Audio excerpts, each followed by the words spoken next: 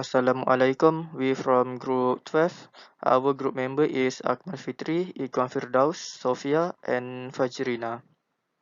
Today we will present about the data breach via man-in-the-middle attack, or it is MITM. So, what is MITM?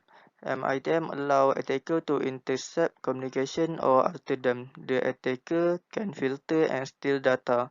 This cyber attack in which communication between two parties is intercepted, often to steal personal information, spy on victim, sabotage communication, or corrupt data. The situation happened when the intern had his supervisor on the PC at his old desk. With this, his supervisor can access the company computer from his house. This particular situation result in MITM occurring since the PC is still connected to the company internet. With the extra code that the supervisor asked to be added during the development, it is easy for his supervisor do the crime.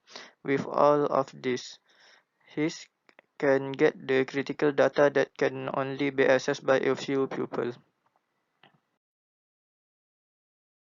Alright, Assalamualaikum warahmatullahi wabarakatuh. My name is Muhammad Akmal Fikri bin Muhammad Ramli. Today I'm going to present about crime strategy, whereas the data breach via man-in-the-middle attack. So the first thing, based on the scenario, the supervisor create a trust and build a confidence with the intern, where the supervisor was assigned to be a mentor for the internship, where in helping the intern in the developing process. So the supervisor gained the trust from the fresh intern and confident that he will follow his instruction without any doubt. So without any ask about his real goals, the internship will follow him because of his mentoring. So the second part is code modification. Based on the scenario, we can see that the supervisor asked the intern to write an extra code that might be to hijack the secure socket layer, which is SSL, of the company resource.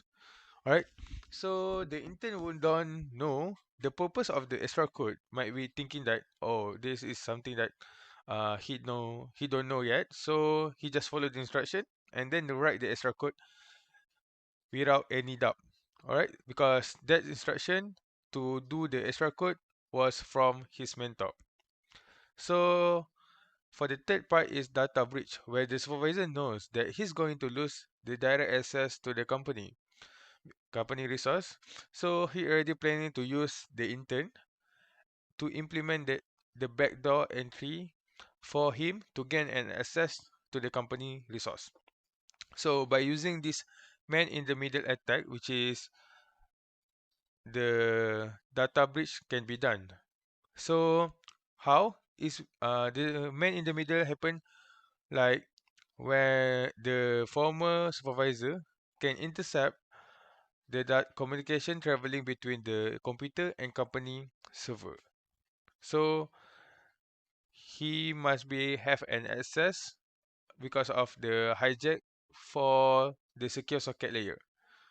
So that he can remotely intercept the communication traveling between the computer and company server. Lastly, the secure the crime. Before the intern and his internship, the former supervisor contact him through Instagram. So why he choose Instagram instead of just calling or others platform? For me, we are thinking that by using Instagram, there might be less secure and it cannot be monitored by company 100%. So he decide to ask for help from the person he trusts. Alright, so for now, to do a crime, he already convinced the trust from the intern. So he used the intern to help him turning on the PC on his former desk. I think the supervisor might want to use a remote control when the PC already turned on, so he can use the remote control from home or from any other place to clear all or to delete all the evidence that might be can show his true goals. So by helping from the intern, he can delete all the plan and so on. So that's how the supervisor secure his criminal. So that's all. Hi and Assalamualaikum. I am Sofia Nabila. So right now I am going to explain about why does the ex-supervisor launch a cyber attack on this company. So he actually faces a lot of mean comments and sneaky actions from jealous co-workers and some of his own team. He works really hard to lead his team, but no one pays attention to his ideas, and they also take credit for what he does well. He feels very sad and alone because when he asks his bosses for help, they don't care or make things worse. Later, he finds out that some people at work are trying to mess up with his project, and on purpose, which makes him fail and makes others think badly of him. Since his bosses doesn't help, he starts wanting to get back at them. He thinks about doing something bad to the company's computer system because he knows how it works. So the more he thinks about causing trouble for those who have been mean to him, the more he wants to do it. In conclusion, there are a few lessons that we can get from the scenario that happened. First, you need to always seek a clear understanding of the code you are asked to write because lack of understanding can lead to unintentional vulnerabilities or backdoors.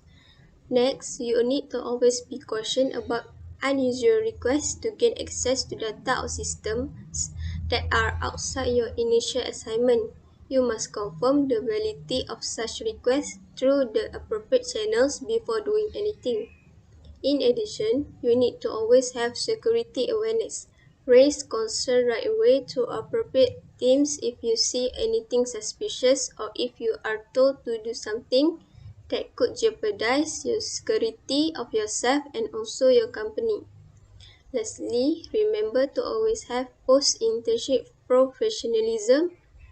Be cautious when responding to requests or information you get even after your internship is over and report them to the appropriate authorities if there is something suspicious happen.